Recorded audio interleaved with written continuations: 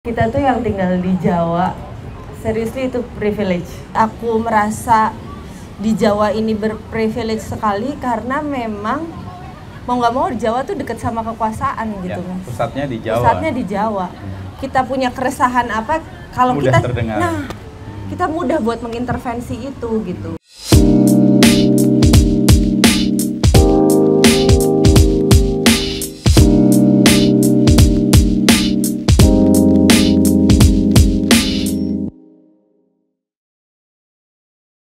Di depan saya ada Mbak Asri, Halo. Mbak Nur Rahma Asri Saraswati. Betul. Apa kabar Mbak? Kabar baik, Mas. Tadi pagi agak berangkat pagi dari Minggir ya. Oh, berapa lama ke Minggir?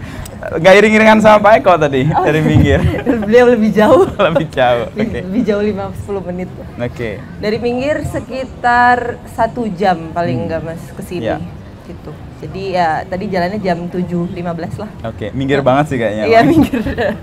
Nah, Mbak Asri kan di Minggir sekarang. Ini kan sebuah titik yang sekarang Mbak Asri berhenti ya. Nggak tahu selamanya atau sementara. Tapi kan perjalanan sebelumnya sekolah di Jakarta, kuliah di Malaysia, lalu pernah kayak Indonesia mengajar ya di Aceh. Betul. Kenapa melabuhkan diri di Jogja? Ada apa dengan Jogja? Sebenarnya saya bukan bertujuan melabuhkan diri jadi pemberhentian terakhir, Mas. Cuman memang Jogja ini punya daya tarik yang menurutku agak berbeda kali ya kalau ngelihat wisatawan. Kalau perspektifnya wisatawan sama orang-orang yang seperti aku gitu. Kalau aku ngelihatnya lebih karena komunitasnya, manusia-manusianya yang ada di Jogja ini agak berbeda dengan kota-kota yang pernah kusinggahi. Itu sih, dan menurutku enak banget buat pulang tuh ke Jogja gitu. Karena kemarin aku juga minggu lalu baru pergi Sumba ke Sumba agak lama dan pulang ke Jogja tuh ketemu teman-teman lagi, ketemu orang-orang yang ada di Jogja tuh menyenangkan gitu. Apalagi ketemu kayak gini ya, Wiguna nih salah satu yang mungkin kalau di kota lain, ideally ada di kota-kota lain tuh begini tuh menyenangkan banget sih gitu. Dan itu kan pasti karena manusianya ya. Betul. Pasar ini bisa terbangun gitu. Dan tinggal di kota yang menyenangkan, positif atau negatif, Mbak? Menurut, karena kan membuat kenyamanan itu sesuatu yang mengkhawatirkan juga untuk banyak mimpi gitu ya. Betul. Aduh. Jadi ada positif ada negatif ya. Pasti. Yang jelas. Yang jelas menurutku ketika kita sudah nyaman sama satu kota atau satu daerah, itu jadinya kita pengennya kayak sekarang ya punya bisnis, punya agradaya atau beroperasi dengan warung murah Kabin Minggir, pengennya orang ke situ gitu. Jadi dan orang memang beneran udah nyamperin. Tapi kan sebenarnya nggak bisa gitu ya, buat manusia kita harus terus bergerak ya. Tapi memang intinya aku ngerasa tidak boleh berhenti. Makanya mungkin kemarin semesta menyuruhku, ayo kamu ke Indonesia Timur. Terus aku kayak, wah kayaknya aku terlalu nyaman nih, udah dari 2014 di Jogja. Hampir gitu. 10 tahun ya. Dan kemudian kemarin terpapar di Sumba ya, untuk mendapatkan feeding atau pengalaman atau experience baru ya. Betul, Mas. Apa yang bisa diceritakan dari Sumba kemarin untuk perjalanan berikutnya Agradaya atau Mbak Asri sendiri? Ya, ini buat temen-temen juga sih. Kita tuh yang tinggal di Jawa, seriously itu privilege. Bersyukurlah teman-teman. Sesederhana, misalkan anak muda sekarang kan, aku nggak punya privilege kayak kamu, orang tua aku bukan siapa-siapa, aku bukan anak konglomerat gitu. Aku nggak punya privilege kayak kamu lah gitu. Sesederhana kamu tinggal di Jawa aja, itu privilege banget teman-teman gitu. Sesederhana kamu punya komunitas kayak Pasar Wiguna gini, itu privilege banget. Apalagi buat kamu yang punya usaha. Ketika aku di Sumba, ada banyak anak muda, terus pada nyamperin kan. Ntar berefleksi nih agak berat nih aku nih. Anak muda itu mencari pendidikannya jauh, Mas. Persis, keluar dari Sumba Tengah sampai ke Jawa, sampai kuliah di Jogja. Bahkan ada yang kuliah di Australia, akhirnya balik lagi ke ke Sumba, nama kotanya Katikutana. Terus bikin usaha kecil-kecilan kayak teman-teman bikin ini. Mereka tuh nanya, Mbak Asri, apa yang membuat Mbak Asri bisa konsisten di awal perjalanan sampai usahanya bisa bertahan hampir seperti sekarang gitu. Terus aku tuh diem gitu, padahal soalnya aku orangnya suka susah konsisten Mas. Iya, orang merecognize sebagai konsisten agak kaget juga. Biar sukses dan bilangnya itu karena konsisten. Terus aku bilang, apa sampai aku di titik konsisten ini, ya? aku ngerasa aku tidak konsisten. Berarti aku bisa di titik ini karena banyak privilege. Dan kalau dilihat, mungkin salah satu privilege-nya karena di Jawa, pertama akses dan informasi lebih mudah. Kedua, banyak aktivasi-aktivasi kayak gini Mas yang menurutku untuk mengekspos usaha kita apa, memperkenalkan ke orang, ke buyer, yang lebih luas ya. Ke audiens yang lebih luas itu lebih banyak dibanding di Sumba gitu. Dan yang paling sederhana sebenarnya di Jawa tuh ya, ini kasarnya gini ya Mas, maksudnya kadang kan kita suka mengeluh ya government agak lambat gitu, suka tidak responsif gitu. Percayalah teman-teman, kita bisa bikin acara seperti ini di halaman seperti ini, itu governmentnya sangat responsif banget dan mau ikut serta banget gitu. Di sana wah cukup challenging gitu. Jadi perjalananku ke Sumba tuh sebenarnya aku lebih kayak ngerasa mungkin selama ini kita suka ngeluh padahal kita rebahan doang. Teman-teman yang usahanya tuh berkali-kali lipat di luar Jawa itu nggak punya privilege yang sama seperti kita di Jawa, gitu sih. Kesadaran itu kan terus kemudian menggugah pasti kan. Iya. Nggak bisa lalu merasa, oh kita lebih beruntung, lebih punya privilege, tapi setelah terpapar kesadaran bahwa mereka atau teman-teman di Sumba tidak memiliki itu, kan ada dorongan untuk bagaimana membantu mereka. Aku sih berharapnya ya Mas, mohon doanya juga. Agradaya pemrosesannya jalan di sana. Agradaya lagi ongoing punya pemrosesan, jadi herba-herba di sana yang liar-liar nggak terpakai bisa diproses sehingga paling nggak Agradaya punya port, paling nggak mulai berkomunitas. Aku rasa mulainya adalah harus dari komunitas. Kalau kita mengintervensi pemerintah kayaknya agak PR ya. Aduh. Paling nggak yang bisa kita lakukan adalah berkomunitas dan teman-teman di sana kesadarannya karena beliau kuliah, karena teman-teman kuliahnya juga cukup jauh gitu ya. Aku rasa kesadarannya cukup sama gitu sama yang kita ada di sini gitu. Jadi berkomunitas dengan teman-teman, paling nggak menjadi teman cerita. Punya jejar yang kuat di Sumba Tengah. Itu salah satu yang bisa dilakukan sama paling nggak aku dan Agradaya dulu sih Mas. Nanti makin lama makin besar mungkin nanti paling nggak punya titik-titik lah di Indonesia ini untuk bisa berjejaring ya. Mbak Asri kan kemudian membangun Agradaya seperti sekarang. Awalnya gimana itu bisa sampai terwujud dari perjalanan yang awal gitu ya, dari entah kuliah atau pertemuan-pertemuan dengan orang ketika proses itu terjadi, lalu sekarang memilih ini sebagai jalan yang harus dilakoni, itu gimana Mbak? Saya tuh ngerasa sebenarnya Mas, hidup tuh udah ada yang ngatur sih. Jadi kadang kan kita anak muda tuh kayak aku harus Forbes 40 under 40, 30 under 30 gitu kan. Udah nggak usah. Kayak Michelle Yeoh aja umur 60 dapat Oscar tuh. Oh itu keren banget sih. Gak apa-apa, nggak usah muda-muda gitu. Ntar tuanya ngelokro nggak usah gitu. Maksudnya santai aja, itu udah ada ngatur gitu. Tapi tetap berusaha.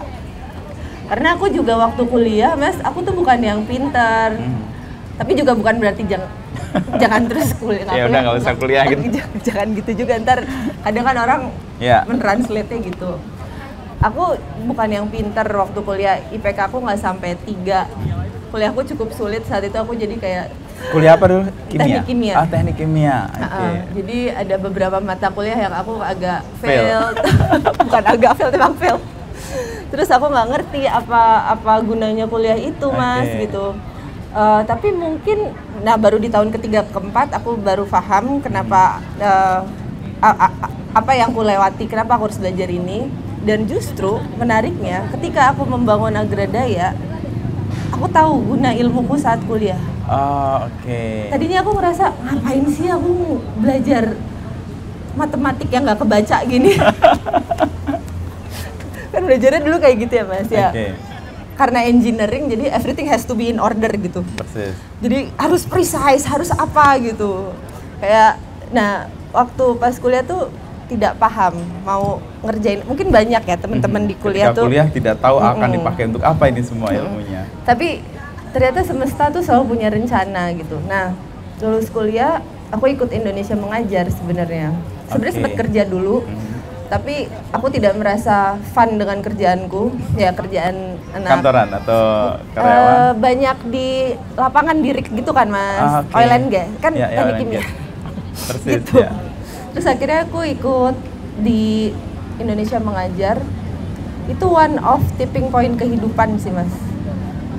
Tapi itu aku nggak di Indonesia Timur mas. Di Aceh ya kalau nggak salah. Aku di Muara Enim, suamiku yang di Aceh. Ya. Di Muara Enim, tapi memang nggak ada running water, nggak ada air bersih, nggak ada listrik, dan kekayaan alamnya banyak. Di daerah-daerah 3T kayak terluar gitu-gitu kan, itu tuh banyak banget kekayaan alam ya. Di situ tuh mulai kesadaranku muncul mas. I see. Kok petani cuma metik basah aja ya? Kok petani cuma deres, kalau di tempatku deres karet. Abis itu dimasukin ke pabrik. Nah, kebetulan aku tuh kuliahnya ngurusin pabrik, Mas. Kok pabrik bisa jual mahal banget ya? Ini ada something nih, gap nih di Indonesia yang menurutku nggak masuk nih antara petani dengan si potensi industri alam dan distribusinya, pemrosesannya. Ini nggak ada nih. Di situ sebenarnya udah mulai resah tuh. Ketika waktu ikut Indonesia Mengajar. Cuman kayak belum aha aja tuh, tapi keresahan-keresahan itu udah nongol tuh.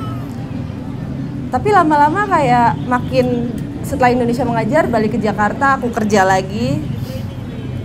Wah, kayaknya bukan di Jakarta tempatku deh. Gitu terus.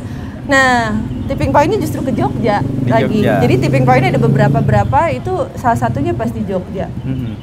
Di Jogja dulu sesederhana pindah karena kita nggak tahu mas mau bikin agradaya dulunya.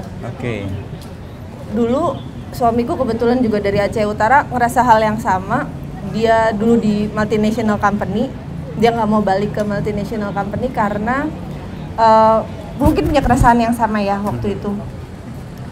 Terus kita pindah ke Jogja. Di Jogja itu juga kita belum tahu mau ngerjain apa. Tapi udah lihat Jogja sebagai rumah untuk pulang? Atau belum juga? Belum, karena masih transit. Aku masih come and go ke Jakarta. Karena waktu itu Jakarta masih tempat yang nyaman sih. Terus Jogja juga belum terbangun kayak sekarang. Waktu itu tempatku di Jogja, jadi belum merasa pulang juga. Sampai akhirnya kita belusukan ke Menoreh. Kan Minggir tuh deket banget dari Menoreh. Sampai kita tuh sebenarnya awalnya suamiku ketemu buyer dari luar atau dari luar negeri. Dia itu membutuhkan ekstrak temulawak. Nah, disitulah aku ngerasa ya Tuhan, ini semesta baik banget ya kerjanya ya. Karena dulu aku tuh pas kuliah tuh justru ngerasa ilmuku cuma dari buku aja mas. Aku nggak ngerti ini buat apa. Pas di challenge ekstrak kimia bahan alam kayak di sekarang ini, itu justru malah kepake gitu. I see. Nah, buyer ini bertanya ke aku, ke suamiku, ada santorisol nggak? Suamiku kan anak mesin mas, mana lah dia ngerti. Santorisol? Gue juga nggak tahu kalau anak mesin pun. Dia itu nama kimia apa itu? Atau jadi ada bahan aktif di dalam temulawak namanya santorisol. Itu mas, dia nyari tahun 2015. I see, 2015. Bahan itu cuma ada di temulawak. Ada beberapa persen di kunyit.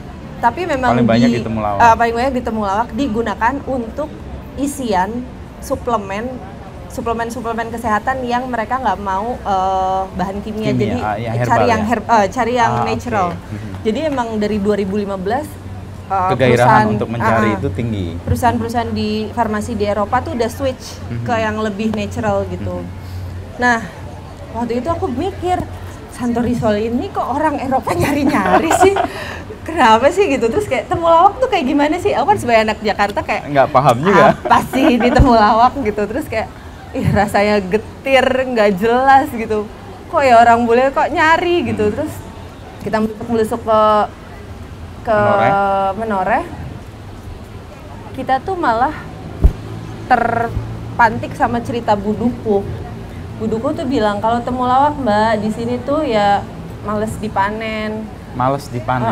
Kenapa Bu? Ya rekoso toh Mbak gitu. Jadi sekilo panen tuh ya cuma Rp800 gitu. Rp800 sekilo, oke. Terus kan kayak wow, sungguh kontras. Jadi kayak satu butuh sangat tinggi, tapi di sini bisa ngasilin.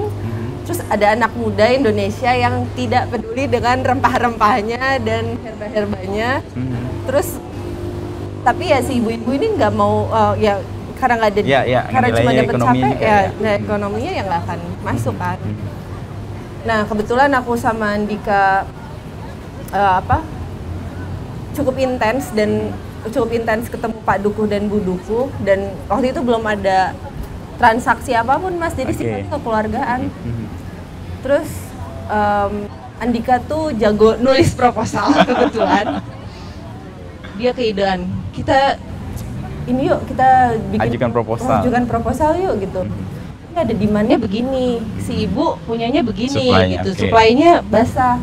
Kita coba bikin pengeringan yuk gitu. Jadi tengah-tengahnya lah. Belum sampai ekstrak tapi di tengah-tengah gitu. Aku rasa itu udah cukup naik kelas Mas buat Indonesia. Gitu. Jadi belum end product tapi udah semi finish nih gitu. Nah, dari situlah sebenarnya awalnya Agradaya, dan di situ membukakan mataku pada desa-desa di Indonesia ini. Itu kebanyakan produksinya itu raw semua Mas. Raw. Yang sedihnya apa? Akhirnya desa-desa menjadi penyuplai bahan baku aja Mas. Dan kalau dibilang miskin, di desa jadi miskin, sebenarnya ya karena padahal enggak. Karena sebenarnya dia ada dari semua rantai yang panjang itu, dia ada di paling ujung gitu. Nah, apa yang harusnya dilakukan ya kalau buatku ya Mas? Kita harus kayak berpikir ulang. Pengolahan itu nggak harus industri Mas, bisa di skala yang lebih kecil. Di skala yang lebih kecil, tapi punya standar kualitasnya yang bisa tinggi. Nah, itu Agradaya masuk di situ sebenarnya. Nah, itu yang kita kejar sebenarnya. Jadi bayanganku di Indonesia itu, kita desa-desa itu bukan nyuplai bahan baku ke Jababeka. Sekarang kan kalau ekstraksi harus ke Surakarta Mas, harus ke Jababeka. Itu rantainya tuh puluhan Mas sampai ke sana gitu. Jadi desa-desa tuh punya pengolahan-pengolahan kecil tapi standarnya tinggi. Jadi dijual bisa langsung ke end user. Tanpa harus perantara yang panjang. Betul. Bisa langsung ke end user misal di Eropa atau di Jakarta, di Bali gitu. Kita nggak harus muter ke Jababeka dulu atau ke mana, ke kawasan industri mana gitu. Nah, benefitnya apa? Benefitnya adalah itu semua rantai-rantai panjang itu semua ketarik ke desa. Ke desa ya. Desa mendapat manfaat yang lebih banyak dari itu ya. Tapi selama ini itu nggak bisa jalan, apakah karena desanya tidak mampu, tidak mau, atau tidak ada orang yang kayak Mbak Asri sama suami lalu datang dan solve problem itu, atau gimana? Kompleks pertanyaannya. Jadi itu kayak banyak lingkaran Mas. Salah satunya mungkin anak muda di desa nggak sebanyak yang sepuh ya Mas. Kalau di desaku kebanyakan udah sepuh. Orang yang udah anak mudanya pergi ke kota biasanya menjadi buruh pabrik, pegawai Alfamart dan macam-macam lah. Gitu. Jadi manpowernya juga udah nggak sebanyak itu pertama. Terus kedua juga ada akses informasi gitu. Jadi memang nggak banyak yang ngerti juga bahwa cara pengolahan yang benar tuh seperti apa sih, bisa hasilin yang kualitas ABCD ini seperti apa sih gitu. Terus juga ketiga adalah akses ke pasar gitu. Ada yang bisa ngolah mungkin tapi juga ketemu marketnya langsung. Itu jadi beberapa hal bisa lingkaran itu yang mencoba Agradaya masuk dan solve problem-problem itu ya. Nah, ketika problem itu tersolve, apa yang kemudian dilakukan untuk bisa, ini kan inisiasi yang harusnya kan juga bisa dilakukan di tempat lain ya. Oleh Agradaya, apakah merangkul lebih banyak ibu dukuh, bapak dukuh yang lain, atau petani-petani yang lain, atau gimana? Ya Agradaya akhirnya sekarang kayak awalnya tadi kita mikir segini aja di Jogja gitu, nyaman. Akhirnya gitu, ternyata enggak. Enggak Mas, tapi kita juga bukan yang terus going bigger kayak misalnya punya pabrik 100 miliar gitu, enggak Mas. Organik lah ya, tumbuh berdasarkan kebutuhan. Bayangan kami tetap produksi hulu itu di petani, di petani sampai kering di petani. Begitu juga di Sumba. Jadi di Sumba punya herba, kan tiap daerah tuh punya herbanya masing-masing. Di Sumba itu kayaknya banyaknya akan jahe sama herba-herba apa ya, tempuyung, daun sembung gitu. Nah di sana tuh banyak. Nah itu yang harus dipecah ke banyak tempat gitu. Jadi nggak tersentral, tapi justru malah apa ya, inklusif atau desentralisasi pengolahan gitu. Jadi nggak terpusat besar masif gitu di satu tempat gitu di satu tempat. Jadi harusnya sih bisa didistribusi di banyak daerah gitu. Dan aku meyakini ini bukan hanya kerja kerasnya aku dan Agradaya aja, aku dan tim Agradaya aja. Ini kerja kerasnya harusnya banyak anak muda gitu. Jadi harusnya ada yang bisa juga, misal anak muda dari Sumatera Utara mau bikin hal serupa nggak masalah gitu, kerjain andalimannya. Terus kan di Sumatera Utara banyak andaliman gitu. Jadi pemrosesan andaliman hingga jadi end produknya macam-macam, bisa jadi makanan, bisa jadi grade pharmaceutical mungkin gitu. Terus mungkin di Banda Nera bisa ngolah pala dan di tempat gitu. Jadi keluar tuh udah end product semua dan kualitas dan kualitas hygiene dan bisa dijaga ya. Bisa dijaga. Tapi untuk masuk ke situ kan berarti ada intervensi kayak tadi anak muda yang masuk sampai Agradaya datang, itu kan kayak rantai yang tadinya tidak terhubung menjadi terhubung kan.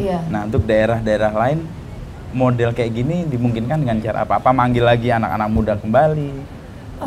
Aku bilang memang ini kerja keras ya Mas. Maksudnya aku juga ngerasa ini kan, kalau aku berarti udah tahun ke-9 ya. Persis ya. Mungkin kalau anak muda tuh nggak tahannya pasti sih di setahun 2 tahun pertama ya dia tinggal mau tewas sih. Maksudnya kayak udah nyerah aja deh gitu.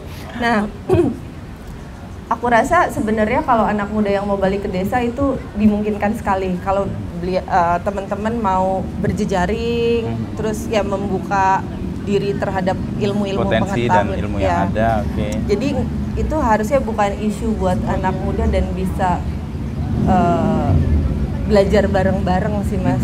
Tapi harus disupport juga dengan ekosistem yang mendukung gitu. Kayak salah satu kayak pasar kayak gini. Dulu Agradaya awal-awal juga muncul dari pasar kayak begini ya. Dan manfaat apa yang kemudian diperoleh dari kayak Wiguna? Dulu kami tuh ikut jualan masih tahun sebelum pandemi lah. Terakhir kita jualan di pasar kayak Wiguna gini di tahun 2019 berarti 2019 ya. Manfaatnya apa? Kita ketemu banyak teman-teman baru. Teman-teman baru itu kan bisa jadi buyer, bisa jadi reseller, bahkan bisa jadi kayak pemilik kekuasaan gitu. Yang tidak kita duga dia hadir di sini. Tidak kita duga, ternyata kita bisa mengintervensi banyak lewat pasar yang informal kayak gini. Pasar yang informal kayak gini gitu.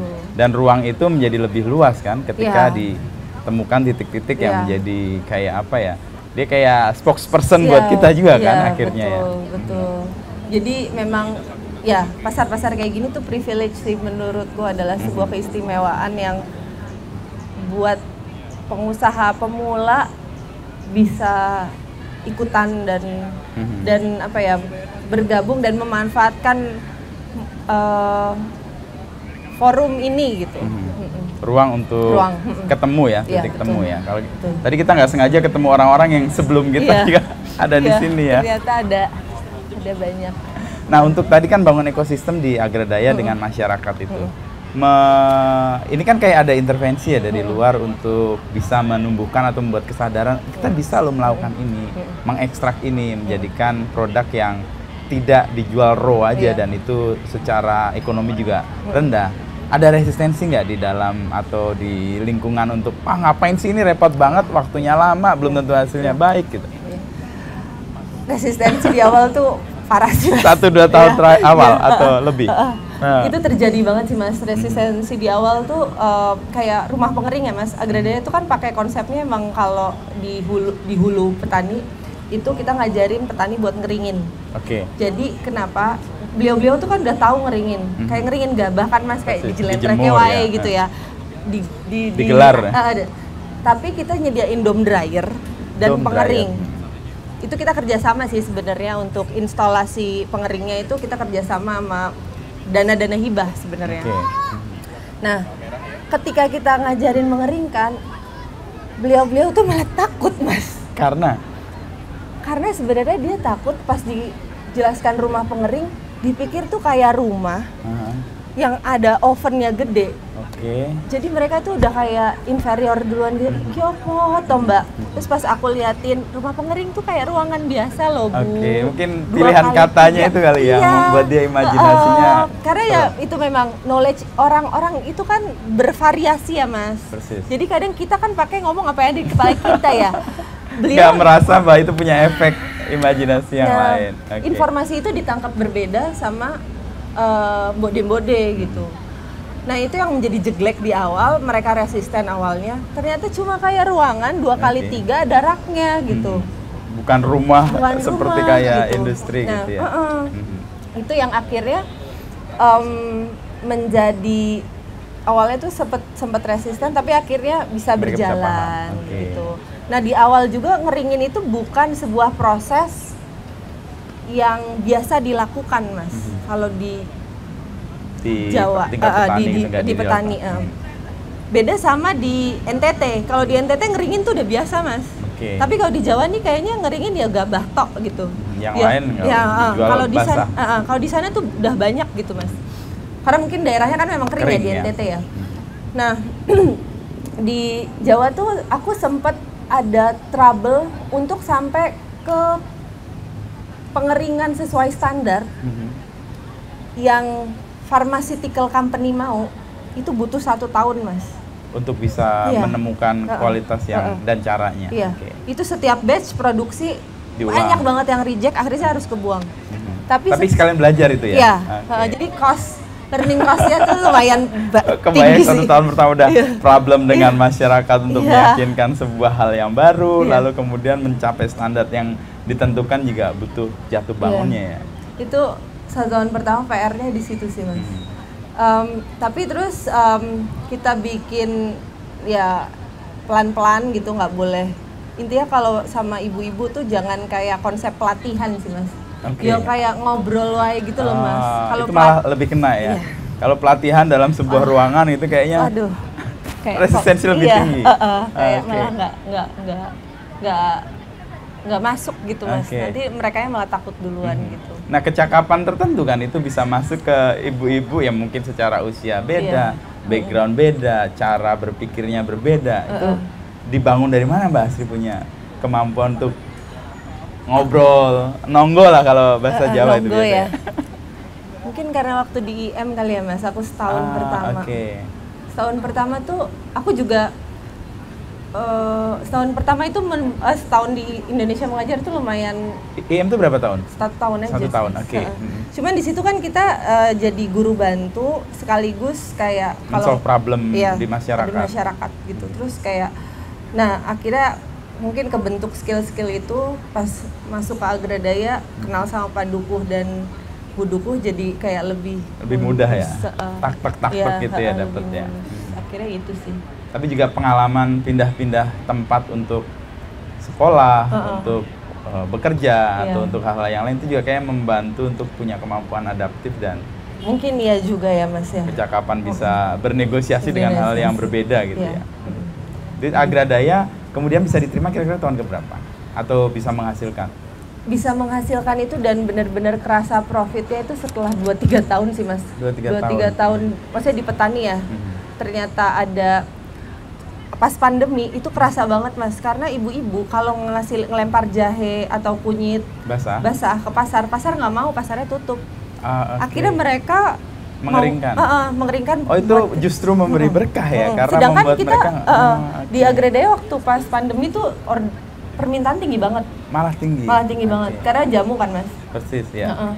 Terus jadinya kita narik dari ibu-ibu juga lebih gede. Nah di situ mereka mulai wah ternyata ini yang tadinya mungkin kayak ini opo gitu 2 tahun pertama gitu, cuman kayak akhirnya sudah setelah pandemi tuh bisa lebih smooth ya. lebih smooth. Jadi tahun kedua ketika masuk di pandemi itu malah justru memungkinkan penerimaan dari masyarakat lebih besar karena satu pasarnya tertutup, lalu mereka mencoba sesuatu yang baru di Agradaya itu. Itu kayak kerja-kerja semesta yang nggak? Iya, aku juga nggak tahu sih Mas. Awalnya kan juga ngerjain jamu tuh kayak mana lah anak muda yang mau ya Mas. Zaman itu kan orang semua kayak sebelum pandemi boba kopi gitu kan. Oke, sekarang jamu. Terus kayak sekarang jamu tuh kayak rempah tuh, wah dulu susah banget ngetok marketnya. Hype juga ya. Iya. Tapi sambil kita ngomong jamu nih, kita mau menyanyikan Indonesia Raya dulu. Seperti kebiasaan di sini jam 10 ya. Kita tadi ke jeda Indonesia Raya Mbak Asri dan kita sebenarnya dapat ini tadi. Ini jamu ya, jamu tapi secara lebih modern, lebih kontemporer lah ya. Iya, dia modern. Enak banget ini Mas ternyata. Sebagai orang yang bergelut di bidang kayak gini langsung kenalin nih, kontennya apa aja nih tadi? Ada kayu manisnya, ada jahenya, ada lemon. Nah dulu tuh pas awal-awal pandemi masih jarang Mas yang main-main kayak gini. Ya? Nah, jadi minuman tuh ya teh, kopi gitu. Jadi yang campuran rempah-rempah mixologis tuh kayak kurang banyak yang bermain. Ini tadi saya ngobrol sekilas sama Bian ya, dia ini kayak dari Klaten nih, Sawah Hita ini dia punya produk artisan yang mengelola juga hasil produksi masyarakat untuk dijadikan produk akhir yang kemudian bisa dijajakan. Nah tadi kita ngomong Agradaya Mbak, lalu kemudian ada resistensi kemudian diatasi 2-3 tahun pertama gitu ya, dan kemudian pandemi kayak memberikan berkah tertentu ya. Nah menjaga ini tetap bisa lestari atau tetap bertahan, itu gimana Mbak? Pasti ada challenge baru itu ya? Iya, jadi kalau aku sih selalu percaya kita tuh nggak bisa kerja sendirian Mas, kerja kayak gini nggak bisa sendiri sih. Kalau mau larinya panjang, ya larinya bareng-bareng Mas. Kalau larinya sendirian pasti ngep di tengah. Jadi aku tuh seneng banget ngeliat, jadi kemarin kita tuh juga kedatangan beberapa dari Agradaya tuh beberapa teman-teman kayak artisan rempah, sekarang kan udah banyak. Nah justru aku tuh seneng gitu Mas kalau ketemu anak-anak muda yang bikin kayak gini gitu. Karena kalau Agradaya kan emang ingredients, kalau ini kan lebih kayak ready to drinknya nih. Itu malah membukakan banyak knowledge baru ke audiens yang tadinya mungkin kenalnya cuma boba, yang tadinya kenalnya cuma minuman-minuman manis aja, berkarbonasi tinggi gitu. Sekarang kan ada minuman-minuman lain dan akhirnya orang juga berkenalan bahwa rempah-rempah itu yang dari Indonesia bisa sebanyak itu, bisa diekspor sejauh itu gitu. Jadi memang pertama harus kolaborasi gitu. Kolaborasinya macam-macam di hulu, di hilir misalnya sama di semua titik ya. Di hilirnya kerjasamanya mungkin sama barista yang kerjain rempah-rempah, tapi juga di hulunya ya sama petani, terus sama stakeholders. Ya aku ngerasa ya Mas, kalau sama kerjanya sama petani, mau nggak mau kita harus banyak bermain sama pemegang kekuasaan. Lokal atau? Iya, lokal. Mau dia lokal ataupun yang pemilik donor internasional gitu. Karena kalau ngomongin petani itu skalanya gede gitu Mas. Beliau-beliau ini berkomunitas dan jumlahnya besar. Dan produksinya kalau petani Indonesia apalagi yang di luar Jawa itu gede-gede. Jadi kalau kita mainnya cuma ke satu petani itu nggak make sense sih. Maksudnya ya itu kalau buat cuma satu dapur oke, cuman kalau buat produksi kayaknya enggak gitu. Jadi memang kolaborasinya pun juga harus bersama pemerintah gitu. Nah makanya kenapa tadi aku merasa di Jawa ini berprivilege sekali, karena memang mau nggak mau di Jawa tuh deket sama kekuasaan gitu Mas. Pusatnya di Jawa. Kita punya keresahan apa kalau kita terdengar. Kita mudah buat mengintervensi itu gitu. Ya itu sih, jadi menjaga kesustainablean salah satunya yang harus banget dan wajib adalah berkolaborasi sama banyak pihak. Jangan menutup diri kayak misalnya aku nggak mau kerja sama government atau gimana gitu. Tapi ya justru menurutku pemegang kekuasaan adalah government, dan itu kayak policy semua di sana gitu. Policy dan uang itu tuh di sana ada semua di sana, gitu. ya. Makanya perlu Iya. bersama dengan mereka untuk menuju sesuatu yang mau dituju bareng-bareng gitu ya. Nah kalau tadi dalam konteks untuk bisa berkolaborasi, kan butuh ada kayak kita mau connect sama seseorang itu kan ada value yang harus dijaga atau sama lah. Nah menemukan itu gimana Mbak Asri? Wah, Kadang-kadang kan kita kejebak, wah ini dananya gede nih, tapi kayaknya frekuensinya atau value-nya nggak sama. Gimana nih caranya untuk itu tidak terjadi sih Mas. terjadi kan? Itu terjadi sih. Aku sejujurnya Mas ya, kalau success story-nya Agradaya di Petani itu masih yang di Jogja yang kuceritakan. Ada beberapa yang mencoba direplikasi di tempat lain ya. Di beberapa tempat, salah satunya di Jawa Timur. Akhirnya aku ngerasa pendekatan yang bottom up, yang memang dari kita ke buduku, ke masyarakat langsung, itu lebih berjalan sampai sekarang, long last, dibanding pendekatan yang top down. Top down ini gimana? Misal Agradaya waktu itu dipanggil sama Bappenas, terus kerjasama sama sebuah perusahaan? Enggak, sama NGO dari Australia untuk ngedevelop salah satu BUMDes di Jawa Timur untuk memproduksi rempah-rempah kering, karena dibanding harus mengucurkan dana desa untuk membuat gapura-gapura jalan raya atau selamat datang, selamat tinggal itu. Jadi sebenarnya idenya bagus Mas, menarik Mas. Mereka melihat sebuah potensi gitu, dan ada keresahan gitu dari Bappenas juga bahwa dana desa besar tapi kok terserapnya cuma buat begini. Akhirnya dibikinlah pemrosesan gede itu Mas. Sekali masuk pemrosesannya itu bisa hampir setengah ton bahan baku. Tuh akhirnya kita ngetrain di BUMDes tersebut di Trenggalek buat memproduksi kunyit jahe kering semua. Kering, belum sampai ekstrak Mas, masih kering gitu. Nah di satu titik Agradaya tuh udah saya dan suami tuh udah kayak oke, kita train semua sampai akhirnya bisa ngasilin rempah berkualitas, bisa levelnya bisa ini di goalsnya tuh bisa sampai ekspor gitu, ekspor ke Jerman waktu itu. Cuman kayaknya karena ini program yang sifatnya top down, ada timeline, ada harus serapan. Itu yang aduh itu stressful ya. Iya, itu banyak kuncian-kuncian yang menurutku nggak ke unlock. Salah satunya gini Mas, di situ petani jahe. Tapi ternyata karena kepala BUMDesnya adalah saudara dari tengkulak jahe, akhirnya ngambil yang nggak langsung dari petani, ngambilnya dari tengkulak-tengkulak atau dari unlock gitu ya. Nggak ter-unlock. Akhirnya kita ya udah, yang penting transfer knowledge-nya kita udah berikan. Ini mau dieksekusi dilanjutkan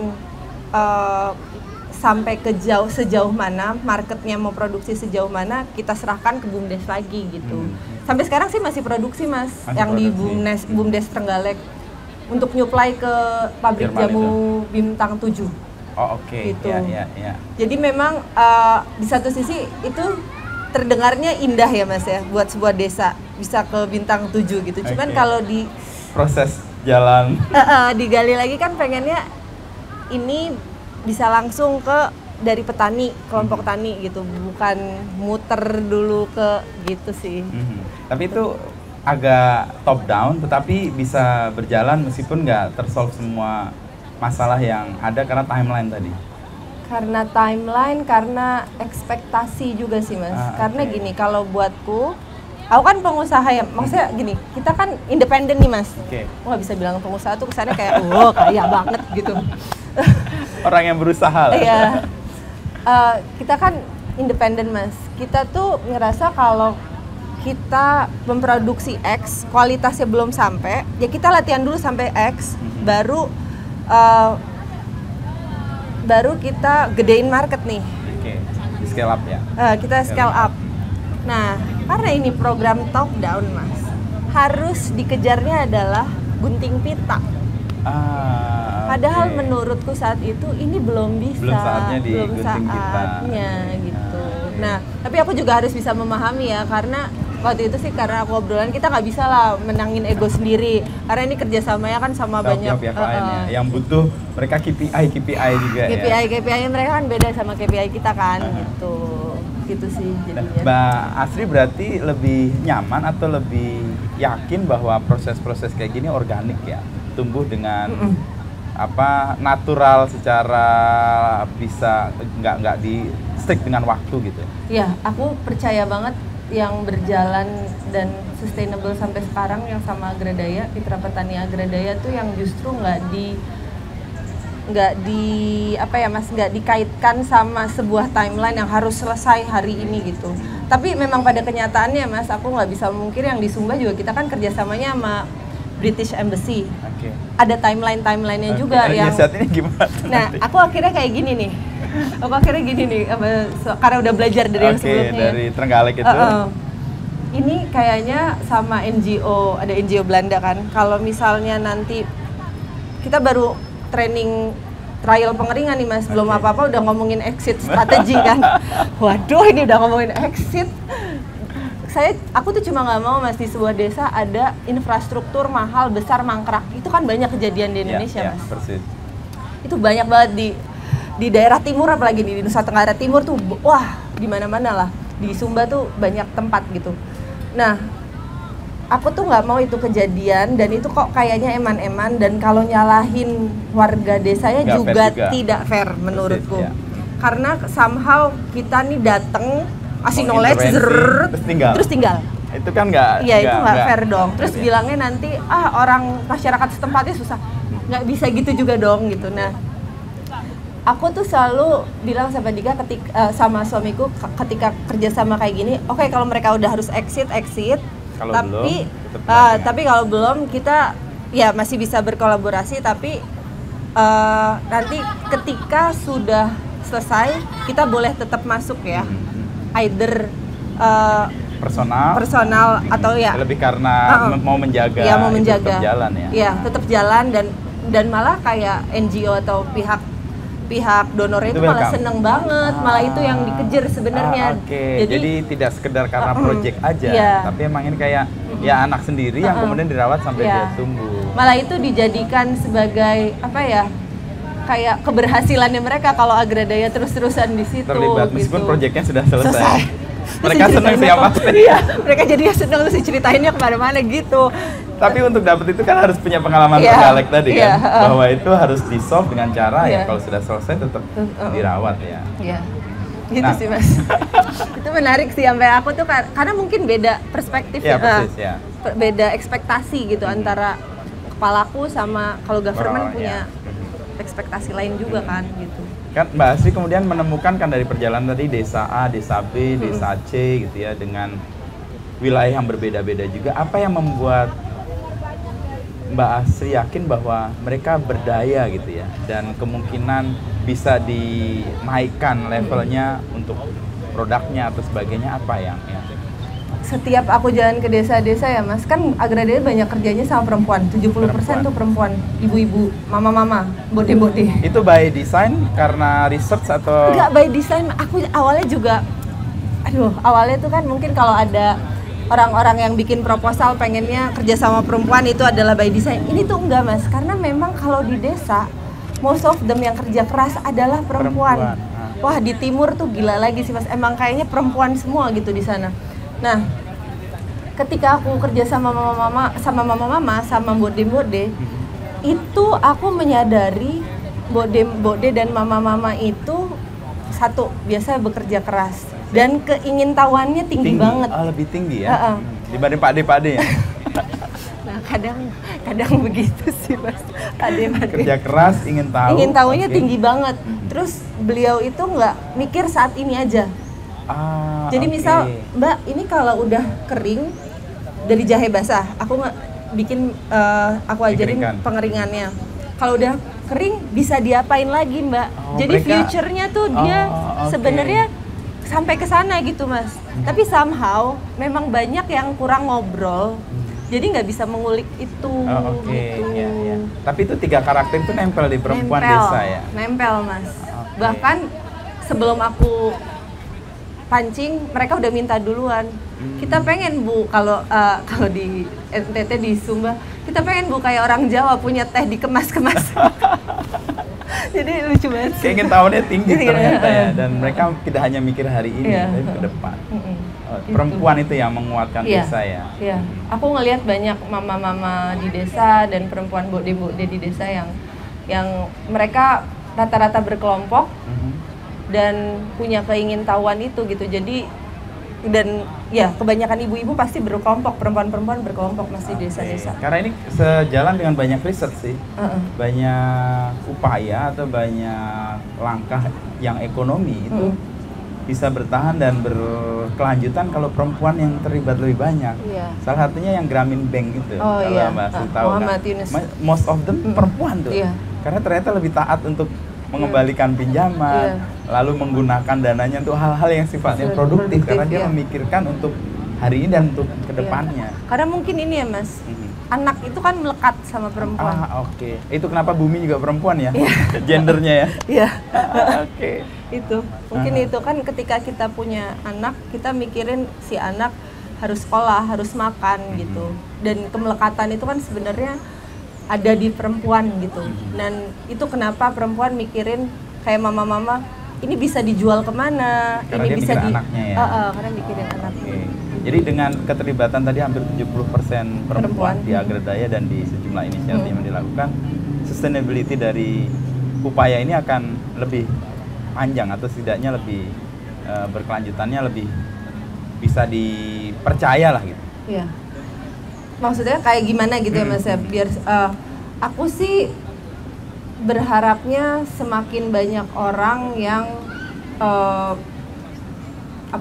semakin ingin tahu tentang produk-produk ya Mas, yang lebih sustainable juga gitu. Kayak gini, sekarang kan kalau dulu mungkin nggak terlalu peduli sama rempah, sekarang mungkin gesernya adalah kalau di market Eropa udah mulai kenal yang namanya traceability, mulai cari ketelusurannya. Nah supaya sustainable bisnisnya juga, aku rasa juga kita harus punya ekosistem pembeli-pembeli atau reseller ataupun ya di ekosistem itulah orang-orang yang percaya akan nilai-nilai yang ini sama gitu nilai-nilai yang sama, dan ketika nilai-nilai yang sama ini diamini oleh lebih banyak orang, maka akan menjadi kepercayaan yang besar gitu Mas, dan nggak mungkin itu mengganggu beberapa banyak pihak. Sudah sih kayaknya. Iya udah ya. Iya gitu jadinya. Karena ada beberapa upaya yang dilakukan macam ini kan sering diintervensi untuk gagal. Saya punya pengalaman dulu waktu itu ke Inggris, ada namanya Buy Social. Jadi mereka kayak komunitas ini Sabtu Minggu, jadi dia mempromosikan inisiatif-inisiatif yang punya value sama, tapi waktu itu value-nya adalah social entrepreneurship. Jadi semua usaha yang dilandasi social entrepreneurship itu dikasih ruang dan mereka diberi kesempatan untuk mempromosikan satu sama lain, Buy Social. Jadi misalnya kita punya produk adalah herbal gitu, tapi kan kita punya kebutuhan pangan dan sandang yang lain. Nah kita diminta untuk membeli produk sandang pangan yang lain yang sesuai dengan value. Itu emang sebenarnya cara atau mekanisme untuk bertahan karena serangannya begitu gede sih, supaya ini tidak sukses ya, karena kalau sukses mengganggu juga kepentingan Iya benar Mas. Nah untuk jaga untuk komunitas dan ekosistem itu Agrodaya bekerja sama dengan siapa aja Mbak? Banyak sih Mas, yang paling menurutku agak aku juga, karena kita bukan seniman ya Mas. Tapi looks kayak seniman. Kami anak teknik tok-tok. Tapi gaulnya sama seniman semua. Nah, jadi 2019-2020 kita tuh terlibat di inisiatif namanya Murakabi. Ya. Nah, sama Mbak Santi Mbak Santi datang kayak Mbak Santi. Mbak Santi di mana tadi ya? Mbak Santi dan Pak Singgih dan Pak Eko, ada Mas Lulu juga gitu. Di situ saya belajar banyak juga Mas. Ternyata anak teknik ini kan tok-tok banget nih Mas, lihat sesuatu. Everything has to be in order gitu. Rupanya kalau meeting sama Mbak dan Mas ini Oh iya, seniman tuh bahasanya lebih manusiawi ya gitu. Lebih Jadi manusiawi. kayak, Selama ini nggak pakai bahasa manusia anak teknik. Anak teknik nih. Nah, mulai ngerasa itu dan aku ngerasa memang masuk ke kesadaran di mana kalau ngomongin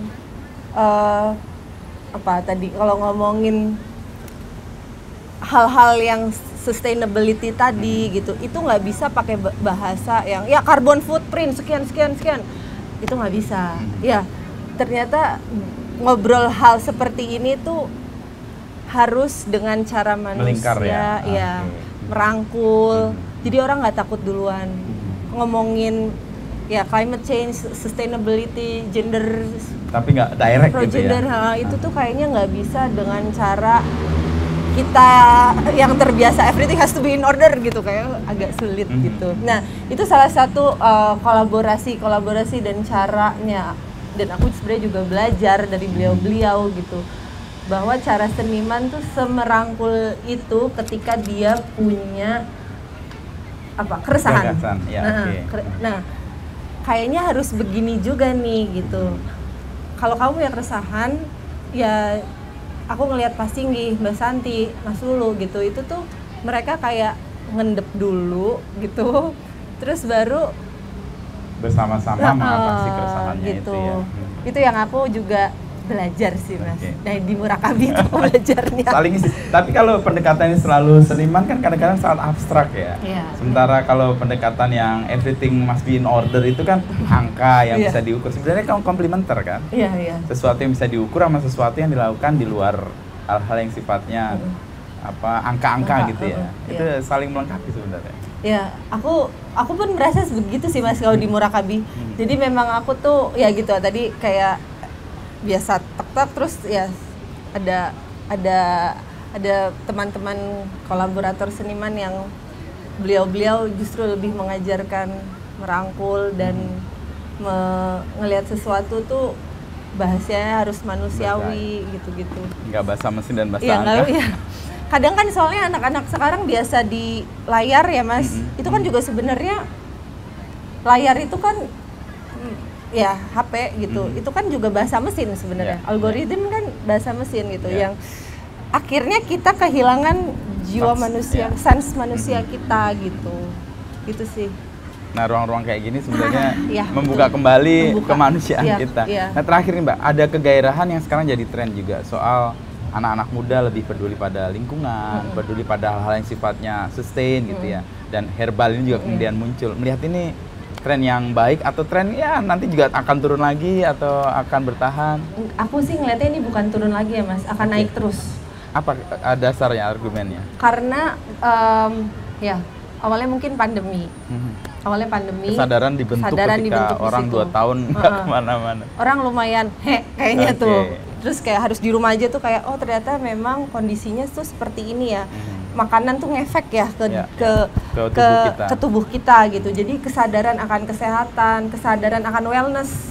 Wellness tuh kan lingkarannya banyak ya Mas, bukan cuma fisik tapi juga spiritual, tapi juga mental segala macam. Itu dibentuknya bukan cuma kayak olahraga, makan, minum gitu, bukan hanya itu aja. Nah, orang tuh udah mulai sadar secara utuh ya.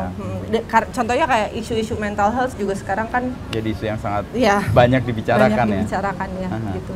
Nah, ya karena pandemi, terus abis itu banyak kesadaran kesehatan muncul, wellness juga muncul, dan sebenarnya ini adalah momen buat teman-teman UMKM lokal sih Mas untuk bermain di sini gitu. Karena aku yakin kalau orang ngomongin wellness, mereka akan lebih, kalau mereka teredukasi dengan baik, akan berpijak kepada hal yang lokal. Akan berpijak pada kelokalan gitu. Karena di wellness sendiri apa yang dimakan itu ideally itu ada di sekitar. Bukan yang energinya jauh-jauh di sana gitu. Gitu sih. Nah, tadi apa ya Mas? Trennya akan kira-kira naik terus atau akan bertahan atau malah turun? Kan ya tren kan? Ya, trennya naik terus Mas. Kalau aku ngelihat form ordernya Agradaya ya Mas. Dan itu proven ya di bisnisnya. Maksudnya kalau ngelihat bisnis ya Mas, dulu tuh yang beli kita tuh komunitas ya, teman-teman gitu. Tapi sekarang udah meluas. Sekarang itu Mas yang order itu end user. End user ya Mas, bukan dijual lagi, bukan itu dari Jerman, dari Austria itu langsung. Jadi perorangan beli langsung dari sana gitu. Bukan lewat kontainer gitu Mas maksudku. Kalau lewat kontainer kan maksudnya berarti kita akan ngejual lagi di sana gitu. Nah, itu emang dia beli langsung dari Agradaya untuk mereka konsumsi. Itu tren yang dilihat sebagai argumen dan bukti faktualnya ya, bahwa ini akan tetap berjalan. Thank you Mbak Asri. Ngobrol-ngobrolnya sambil kita berjemur ya nanti. Skincare-nya kerja keras nih. Makasih Mbak Asri ya. Sami-sami ya Mas.